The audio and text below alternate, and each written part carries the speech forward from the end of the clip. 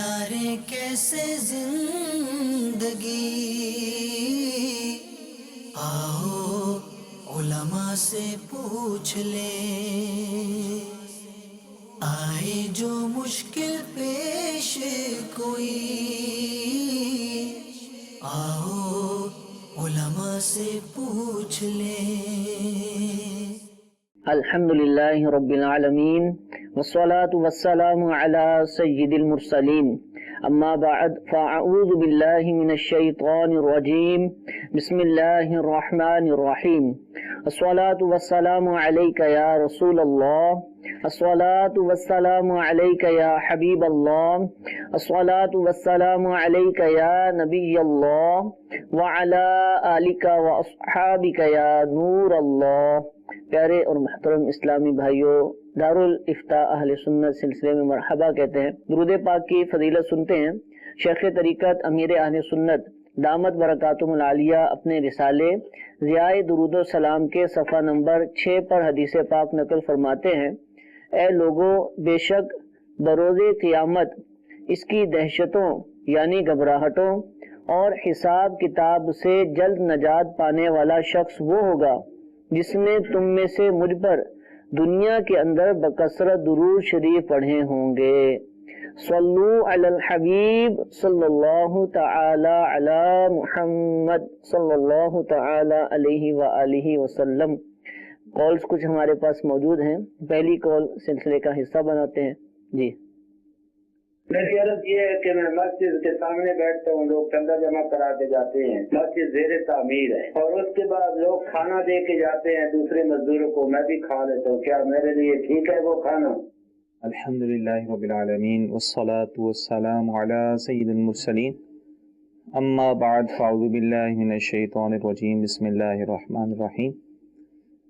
इन्होंने सवाल ये किया कि ये भी चंदा करते हैं, मस्जिद का बाहर बैठते हैं और अंदर मस्जिद में काम हो रहा होगा तो मजदूरों को मुमन खाना दिया जाता है, अहले मोहल्ला वगैरह देते हैं, तो कह रहे हैं कि मैं भी उनके साथ शामिल हो सकता हूँ।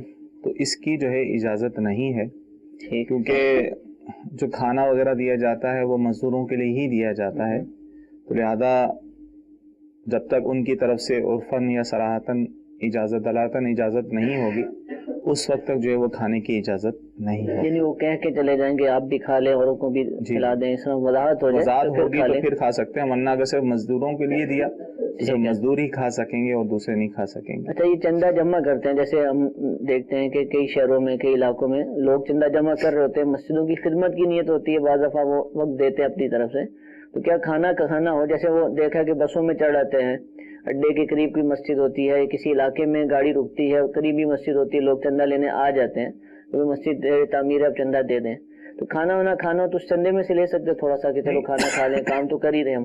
चंदे में से नहीं ले सकते, अच्छा, अपनी जेब से ही उन्हें खाना होगा।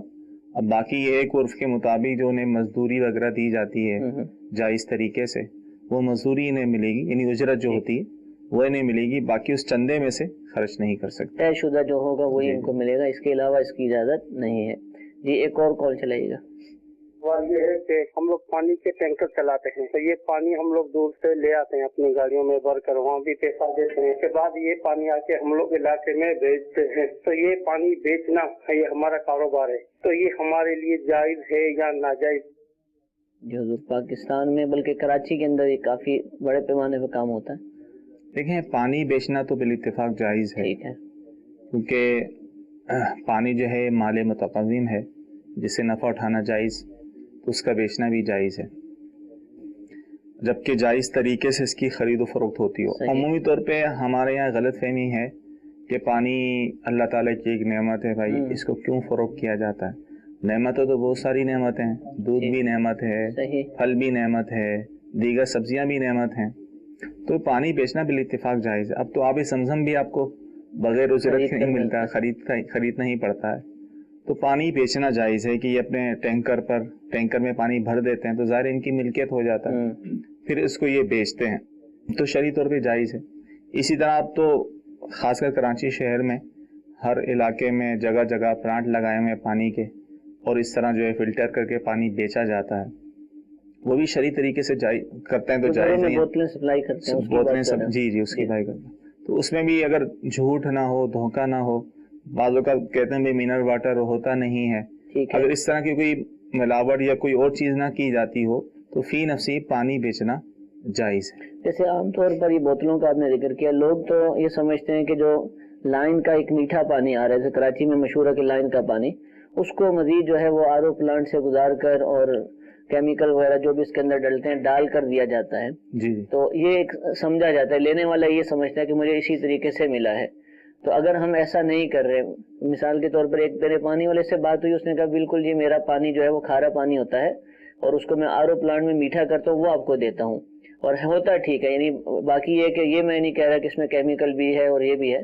تو کیا یہ وضاحتیں کرنی ہوں گی جو پانی بالکل، یہ سپلائی وضاحتیں کرتے ہیں؟ کرنی ہوں گی، اور عمومی طور پہ ایسا ہی ہوتا ہے کہ انہوں نے بورنگ کروائی ہوتی ہے، زمین کا پانی اتنا پانی کراچی تو لائن شہر سے میں مل تو نہیں کھارا پاتا ہوتا ہے عموماً، تو وہ پھر اسی کو میٹھا کر کے کیمیکل وغیرہ ڈال کے وہ صاف ستھرا کر کے دیتے ہیں۔ تو اس چیز کی وضاحت شروع میں کرنا ضروری ہے ٹھیک ہے کہ بھائی یہ کس طرح تیار کیا جاتا ہے، اس میں اگر کسی چیز کی ملاوٹ ہوتی ہے تو کتنی مقدار میں ہوتی ہے، اگر یہ وضاحت کر دیتے ہیں تو اس میں کوئی حرج نہیں۔ ٹھیک ہے، جیسا معروف ہے کہ جیسا پانی ہوتا ہے ویسا ہی دینا چاہیے، اور وضاحت بھی کرنی چاہیے اگر اس کے مطابق نہیں ہے۔ ایک اور کال چلائی جی۔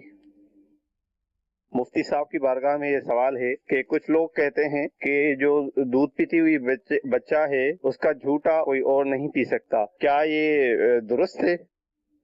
جی مفتی عرفان صاحب ارشاد فرمائیں۔ دیکھیں، یہ عوام کے اندر ایک غلط بات مشہور ہے، اور اس کی وجہ شاید یہ سمجھ میں آتی ہے کہ یہ سمجھتے ہیں کہ بچہ دودھ پیتا ہے، اب اس بچے کا جھوٹا پیا جائے تو کہیں ایسا نہ ہو کہ حرمت رضاعت کا سلسلہ بن جائے اور یہ حرمت رضاعت کا رشتہ قائم ہو جائے۔ ایسا ہرگز نہیں ہے۔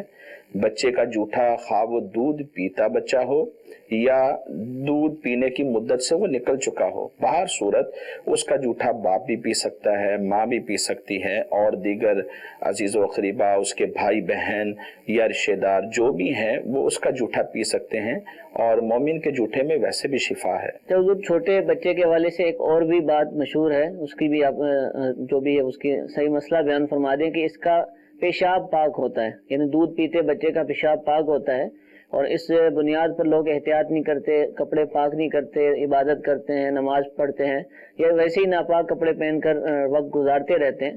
تو کیا یہ صحیح کانسیپٹ ہے؟ دیکھیں، یہ کانسیپٹ غلط ہے۔ پیشاب خواہ وہ بڑے آدمی کا ہو، خواہ وہ مسلمان مرد ہے یا عورت ہے یا کوئی بھی ہے، یا مسلمان نہ بھی ہو یا وہ بچہ ہی ہو، باہر صورت پیشاب تو ناپاک ہے، شریعت مطہرہ نے اس کا نجس ہونا بیان کر دیا ہے۔ تو اب یہ ناپاک ہے، ایسی صورت کے اندر بہت ساری مائیں ایسی ہیں کہ جن کے ذہن میں یہ بات بیٹھی ہوئی ہے کہ اگر بچہ پیشاب کر دے تو چھینٹے مار دیں یا انہیں یا اس جگہ کو کسی کپڑے کے ساتھ صاف کر دیں تو وہ پاک ہو جائے گا کپڑا۔ ایسا نہیں ہے، ہرگز ایسا نہیں ہوتا، بلکہ اسے دھونے کا یا پاک کرنے کا جو طریقہ کار ہے اس کے مطابق ہی پاک کرنا پڑے گا۔ اس کے مطابق پاک کریں گے تو کپڑا پاک ہوگا، ادروائز وہ ناپاک ہی رہے گا۔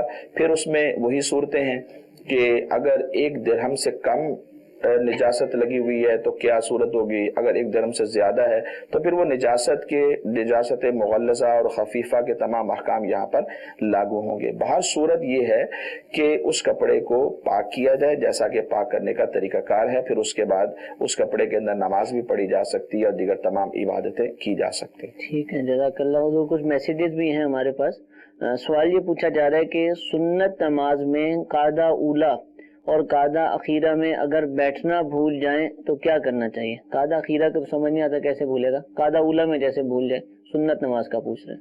اگر قاعدہ اولا بھول گئے تو اس صورت میں بھی یہ ہے کہ آخر میں سجدہ سہو کر لیں گے تو اس صورت میں نماز ہو جائے گی۔ ٹھیک ہے، سجدہ صاحب سے سجدہ سہو سے نماز، کیونکہ قاعدہ اولا جو ہے واجب ہے تو اس کے چھوٹنے سے یعنی نماز میں کوئی فرق نہیں پڑے گا، نماز ان کی ہو جائے گی۔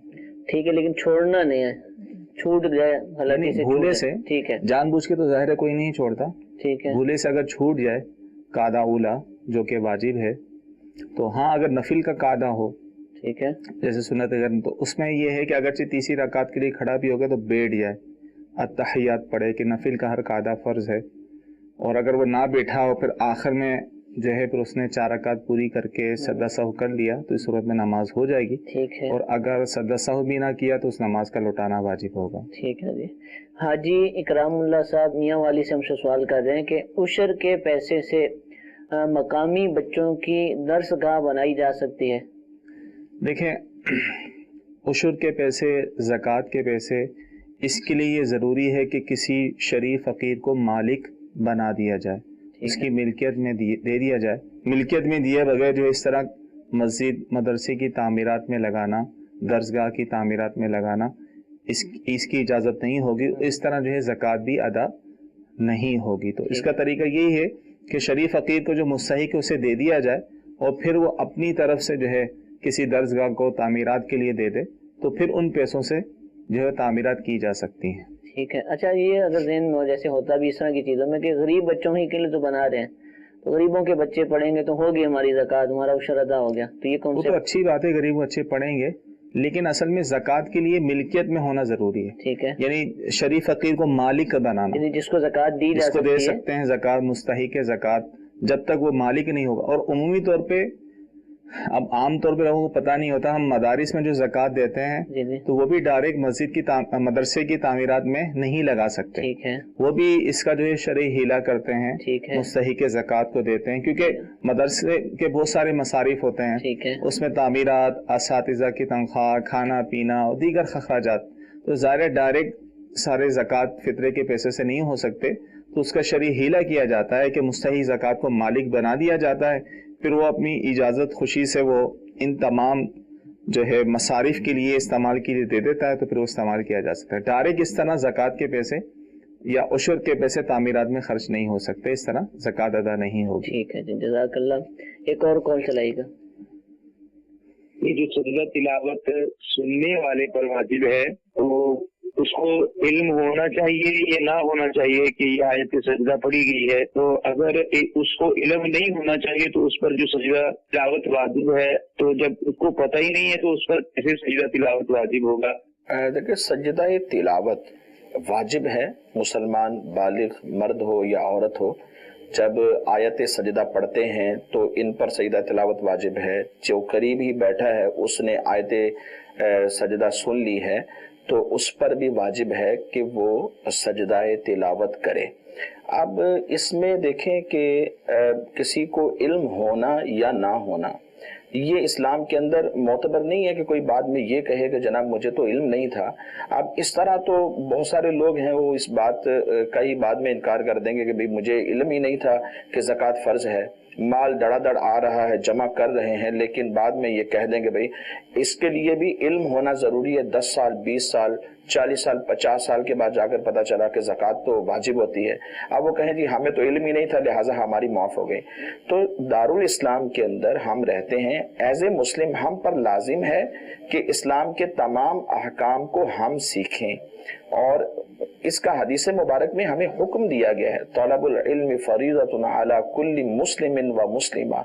इरशाद फरमाया कि हर मुसलमान मर्द हो ख्वाह वो औरत हो, उस पर दीन का इल्म सीखना ये फ़र्ज की हैसियत रखता है कि हमें पता चले कि हमारे अकायद क्या हैं, हमें पता चले कि हम पर अल्लाह तबारक व तआला की तरफ से फ़राइज़ क्या हैं, हमें इल्म हो कि हमें हमारे ऊपर अल्लाह तबारक व तआला की तरफ से क्या क्या चीज़ें वाजिबात में दाखिल हैं, नमाज कैसे अदा की जाती है, ज़कात कैसे अदा करनी है, कितने माल पर है, कुरान मजीद फुरकान हमीद की क़िरात की क्या उसूल व ज़वाबित हैं और किस अंदाज से उसे पढ़ना चाहिए और कितना सीखना इंसान के ऊपर फ़र्ज है, ये सब चीज़ें एज ए मुस्लिम हम पर लाजिम है कि हम सीखें।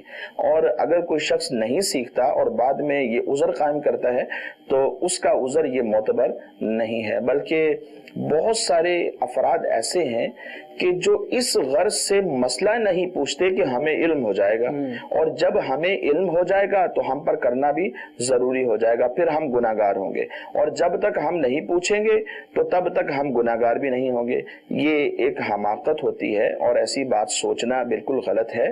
और बल्कि सैयदी आला हजरत रहमतुल्लाह ताला अलैह से जब इसी तरह का सवाल पूछा गया, आपसे इस्तिफसार किया गया, तो आपने फरमाया कि ऐसे लोग कि जो नहीं पूछते इन पर दुगना गुनाह है।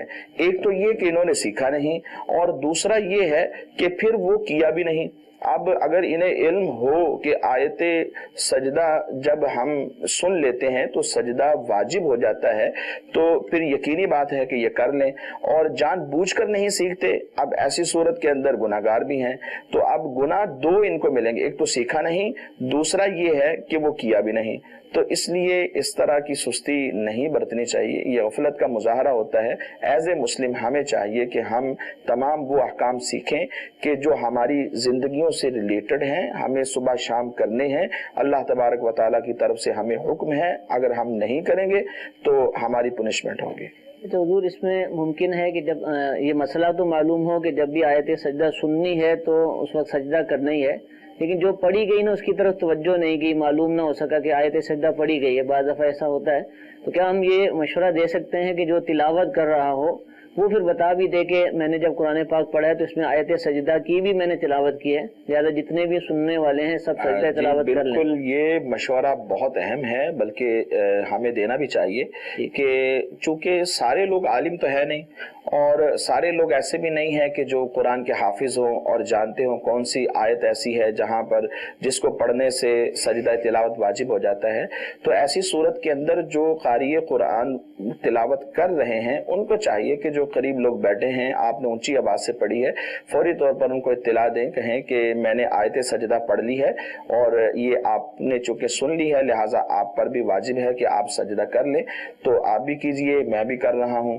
تو اس طرح اگر آگاہ کریں گے تو انشاءاللہ وہ ایک گناہ سے بچ جائیں گے۔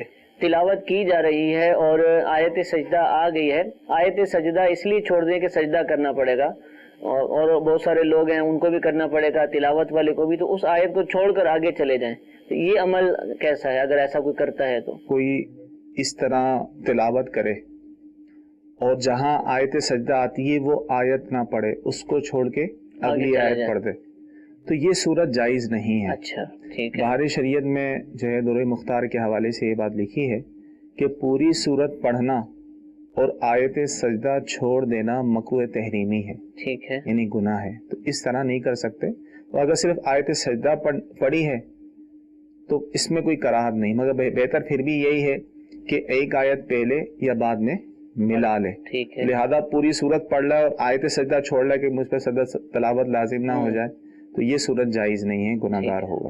ایک مجلس والا اگر وہ مسئلہ آپ بیان فرما دیں۔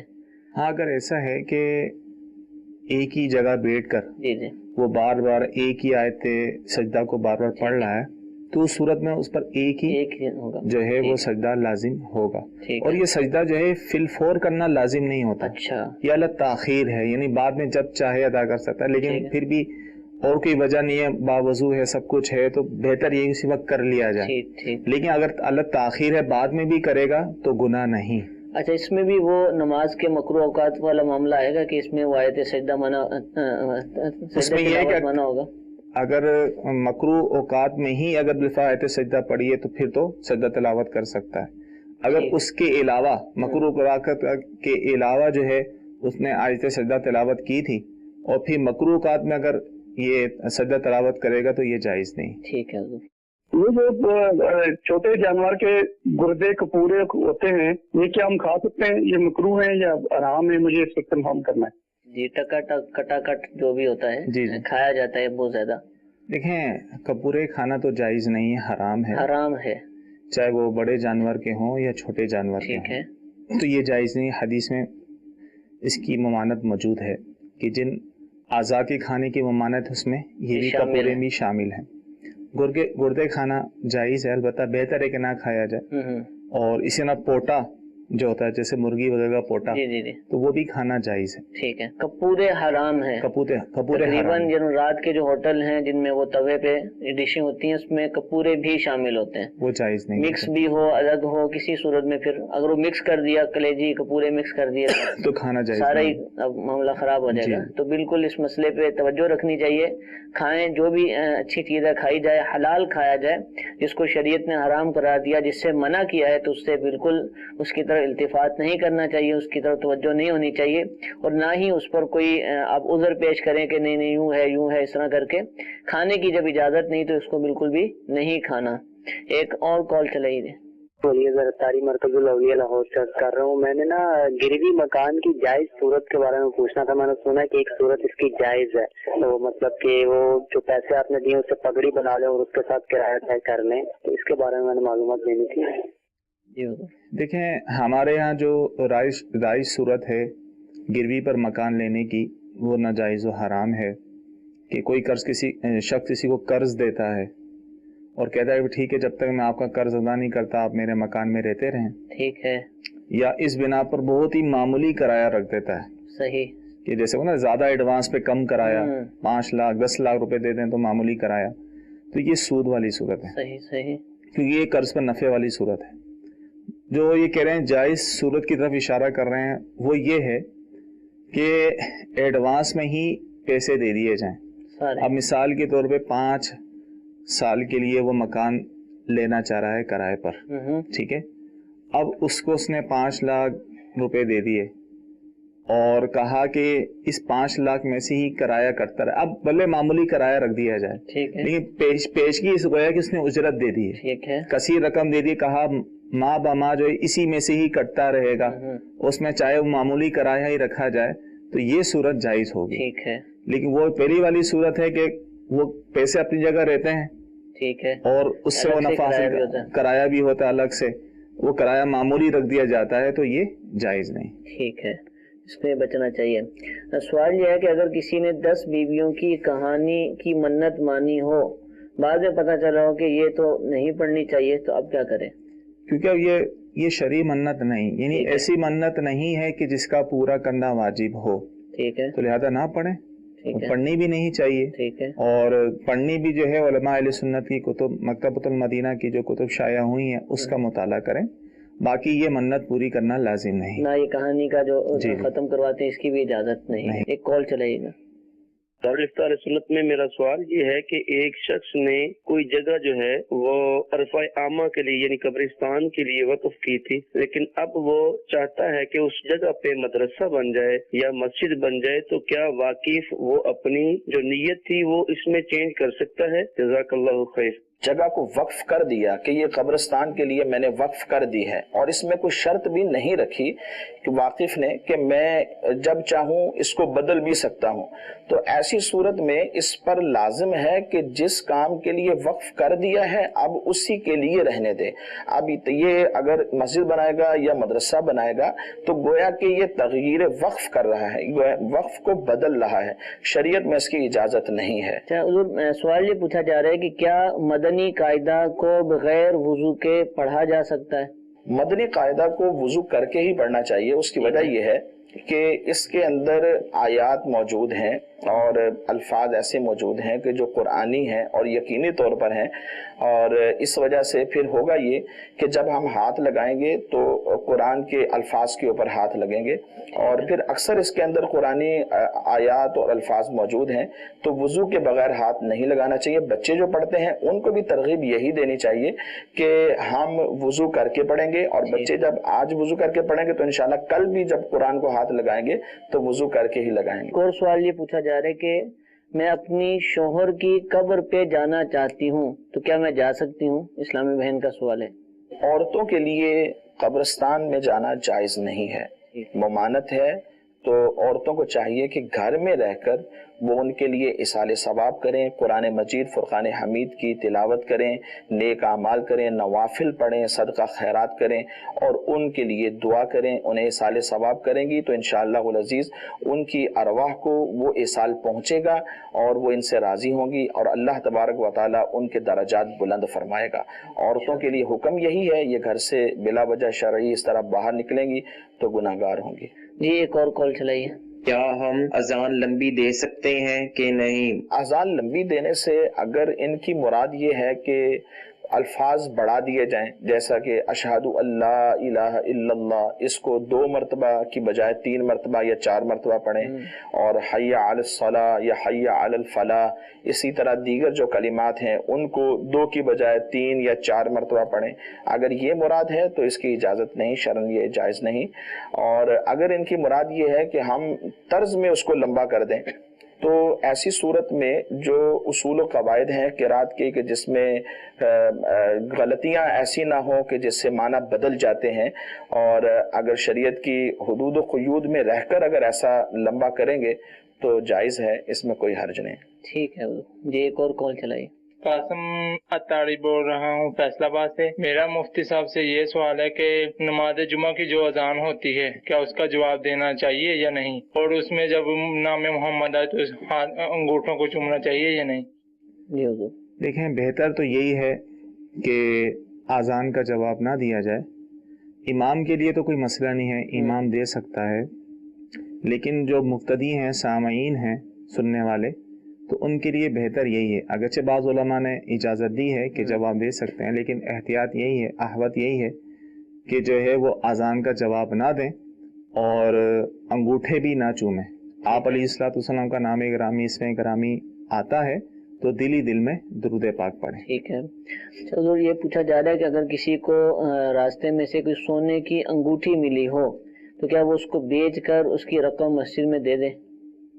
دیکھیں، اگر سونے کی انگوٹھی ملی ہے، اس نے اس نیت سے اٹھائی ہے کہ اس کے مالک تک پہنچاؤں گا، اور تلاش و بسیار کے بعد مالک نہ ملا، خوب تشہیر کی اور اتنا عرصہ گزر گیا کہ اب اس کا مالک بھی نہیں ملتا، جو مالک بھی تلاش نہیں کرتا ہوگا، تو پھر تو مزید میں دے دینا جائز ہے۔ ٹھیک ہے، ٹھیک ہے، فوری طور پہ اٹھا کے دینے کی اجازت نہیں ہے، تشہیر کرنی ہوگی۔ اور اگر اس نیت سے اٹھائی تھی اپنے استعمال کے لیے، پھر بعد میں ذہن میں نہیں یار یہ تو غلط ہے، کسی کی چیز ہے، کسی نے سمجھایا، تو اس پر لازم ہے کہ اس کی تشہیر کرے، پبلسٹی کرے، اس جگہ معلومات کرے، اور پھر بھی نہیں ملتا تو یہ مسجد میں نہیں دے سکتا، یہ پھر شریف فقیر کو ہی دینا لازم ہوگا۔ ٹھیک ہے حضور جی، ایک اور کال چلائیے۔ مفتی صاحب کی بارگاہ میں یہ سوال ہے کہ جو عورتیں میک اپ کا سامان استعمال کرتی ہیں، سرخی، لپسٹک وغیرہ، کریموں وغیرہ کے اندر سنا ہے کہ سور کی چربی استعمال کی جاتی ہے، ان کریموں کا استعمال کرنا کیسا؟ سنا ہے کہ ایسا ہوتا ہے۔ دیکھیں، سنی باتوں پر کسی چیز کو ناپاک یا حرام یا نجس نہیں کہہ سکتے۔ ٹھیک ہے، تو جب تک تحقیق سے ثابت نہ ہو جائے کہ اس کے اندر کوئی حرام شے ملی ہے، اس وقت تک اس کو ناپاک نہیں کہیں گے، تو لہٰذا ایسی کریمز کا استعمال کرنا جائز ہے، ان افواہوں کا کوئی اعتبار نہیں۔ ٹھیک ہے، آخری سوال سلسلے میں شامل کرتے ہیں۔ جماعت کے بعد با آواز بلند ذکر کرنا کہ ایسے انداز سے کہ جس سے دیگر نمازیوں کی نماز میں خلل واقع ہو اور پریشان ہو، کیا حکم ہے؟ دیکھیں، یہ اصول تو ذہن میں رکھیں، یہ صرف نماز کے بعد نہیں، اچھا، عام حالت میں بھی۔